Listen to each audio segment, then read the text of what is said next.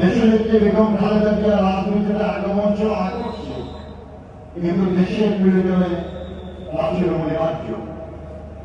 1988 সালের 30 মে পরিবার বিপদগামী সেনা কর্মকর্তা হাতে রাষ্ট্রপতি জিয়া রহমান বীরুত্তম শাহাদাত বরণ করার পর দলের দলীয় সরকারের ভিতরেই ষড়যন্ত্রকারীরা তৎপর হয়ে ওঠে। সাংগঠনিকভাবে বিএনপি এবং সরকার কখনো মতামত করেননি। কোন প্রলোভন, কোন ষড়যন্ত্র বা হুমকি তাকে তার জীবনের সেই দিন অব্দি আপোষের পথ বেছে নিতে বাধ্য করতে পারেনি। তিনি বরাবর থেকে গেছেন দেশের মানুষের পাশে। তিনি বলতেন, বিদেশে আমাদের বন্ধু আছে, বিশ্বে নীরব।